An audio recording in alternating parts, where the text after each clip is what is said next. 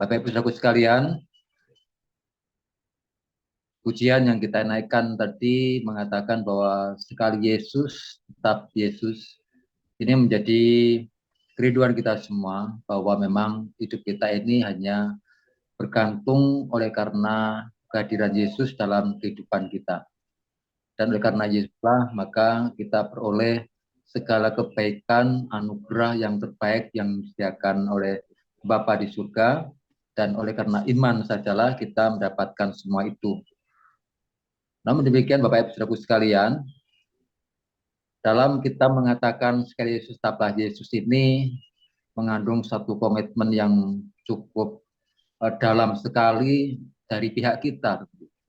Dari pihak Tuhan semua sudah selesai dan sempurna.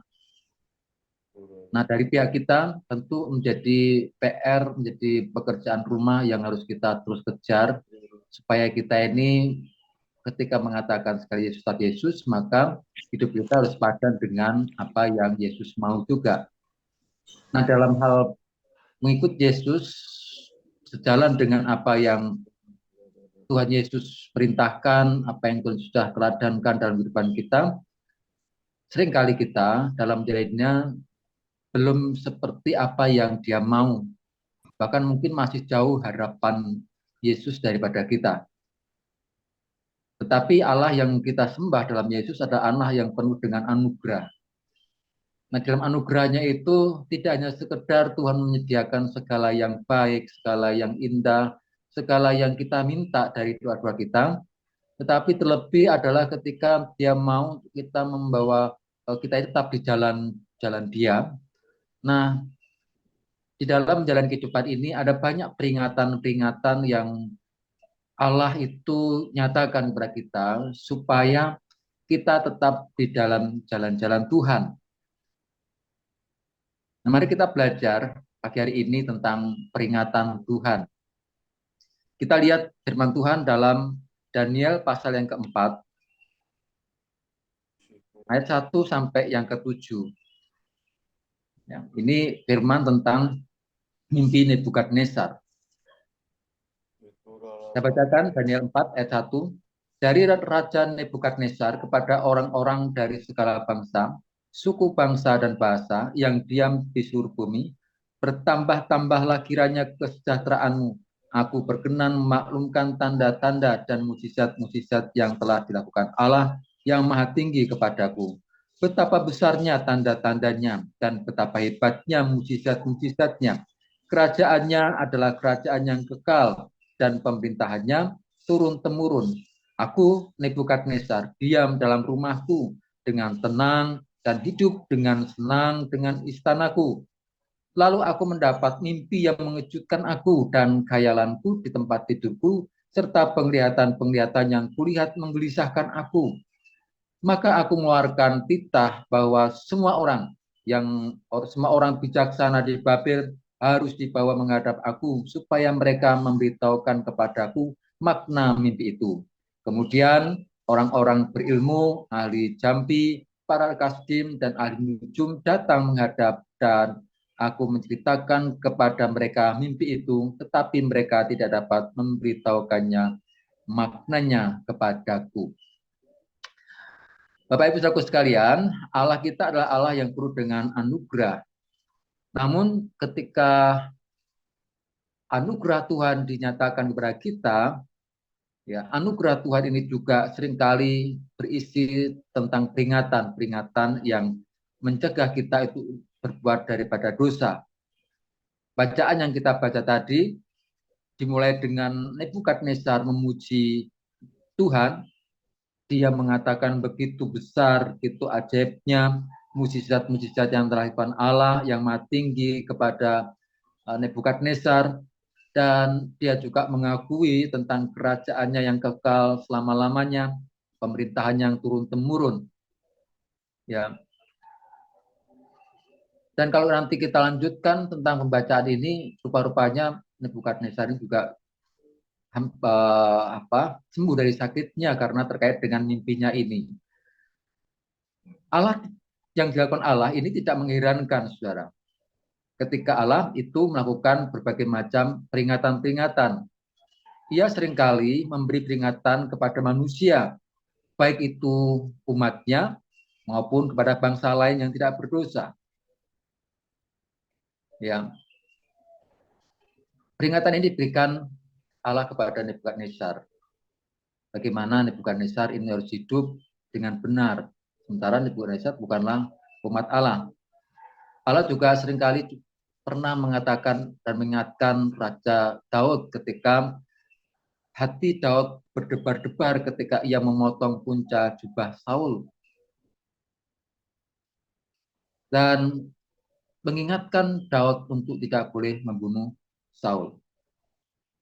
Yesus juga memberi peringatan kepada Petrus sebelum Petrus itu menyangkal Yesus. Dan peringatan-peringatan itu menggelisahkan banyak orang. Ketika Allah memperingatkan Nebukadnezar, bagaimana Nebukadnezar ini juga gelisah hatinya, susah hatinya, sehingga harus memanggil semua ahli mimpi, ahli jampi, ahli nujum, semua dipanggilnya untuk memberitahukan makna daripada mimpi Nebukadnezar ini. Karena membuat Nebukadnezar itu gelisah, dan saya yakin ini bukan peringatan yang biasa-biasa. Mungkin seringkali mimpi itu juga dialami semua orang, tetapi dalam hal ini Nebukadnezar ini bukan mimpi biasa, maka dia perlu banyak orang untuk mengartikannya. Dia pengen tahu sekali apa artinya, sehingga membuat hatinya begitu gelisah, begitu khawatir, takutnya. Nah, Bapak Ibu Saudaraku sekalian, peringatan Allah ini harus ditanggapi dengan serius. Jika kita meremehkan dan kemudian tidak mengindahkan, tentu kita akan jatuh ke dalam berbagai kesalahan dan juga penyesalan. Seperti Petrus melakukannya ketika Tuhan Yesus sudah meringatkan, kamu akan menyangkal aku 3 kali sebelum ayam berkokok. Dia pikir, itu bukanlah, saya pasti jadi orang yang setia. Saya orang terdepan yang akan membela Yesus. Tapi ketika peringatan itu tidak menjadi diindahkan dengan baik, dan akhirnya Petrus jatuh dan dia melakukan apa yang dilarang itu, yang muncul adalah penyesalan. Petrus menyesal dengan apa yang dilakukannya. Terkait dengan peringatan Tuhan ini, janganlah peringatan itu menjadi peringatan atau yang ringan-ringan saja. Mungkin hari ini kalau kita diingatkan dan belum terjadi apa-apa dan iblis berkata dalam pikiran kita, udah masih aman-aman saja. Toh nggak jadi apa-apa, belum ada satu yang buruk terjadi. Saudara, mungkin akibat dampak dari kita melanggar peringatan Tuhan itu belum terjadi hari ini dan kita berpikir, pasti nggak ada apa-apanya, pasti masih di aman, masih ditoleransi sama Tuhan. Sekarang hanya tinggal tunggu waktu saja. Ada masanya ketika semua itu jadi. Ya, di zaman Nuh, berkali-kali Nuh sudah mengingatkan orang-orang di zamannya bahwa akan ada bencana besar, bahwa Tuhan akan mendatangkan air bah. Tetapi dia pikir ini satu olok-olokan, tidak mungkin. Masa-masa itu ada hujan besar, kalau ada pun banjir tidak mungkin karena jauh daripada laut. Tapi tinggal tunggu waktu, ketika semua jadi, selesai sudah. Setiap orang yang kemudian tidak taat akan peringatan Tuhan ini, tentu ada konsekuensinya, ada akibat yang akan ditanggungnya. Setidaknya ada penyesalan, dan tentu kalau ada akibat lain yang lebih menyakitkan. Oleh karena itu firman Tuhan pada pagi ini mengingatkan kita, saudara, ketika Tuhan sudah mengingatkan kita melalui firman Dia, melalui orang-orang kekasih Dia mengingatkan kita, menasihatkan kita, ayo cepat-cepat kita indahkan peringatan Tuhan itu ketika dirasa bahwa kita sudah melakukan kesalahan, supaya tidak ada lagi akibat yang lebih buruk lagi dan semakin menjauhkan kita daripada kasih Tuhan, kembali kepada Tuhan. Allah itu penuh kasih dan anugerah, tetapi Tuhan juga Allah yang mengasihi kita, Dia adil, Dia tidak akan membiarkan kita ini semakin jauh daripada Tuhan, terperosok ke dalam kesalahan-kesalahan lagi, saudara. Peringatan ini mengandung konsekuensi dosa ketika tidak diindahkan. Kita harus menyadari bahwa betapa besar anugerah Allah yang masih memberikan peringatan kepada kita. Hal ini berarti bahwa Tuhan itu masih memberikan kesempatan kepada kita untuk menyadari akan godaan dosa. Kemudian kita bisa menghindarinya dan kembali kepada Allah. Kiranya Tuhan memberi kepada kita semua ketaatan serta kepekaan untuk selalu mendengarkan firman Tuhan dan kemudian menanggapinya dengan serius peringatan Tuhan ini dengan penuh anugerah. Ketika taat, saudara, kita akan dapatkan jauh lebih baik keadaan kita dan perlindungan daripada Tuhan, perdamaian daripada Tuhan, sukacita yang sesungguhnya daripada Tuhan, dan menyukakan hati kita semua. Kiranya Tuhan berkati kita sekalian. Ingat bahwa Allah penuh anugerah, tetapi Tuhan juga akan terus mengingatkan kita supaya kita tetap hidup di dalam jalan-jalan Tuhan.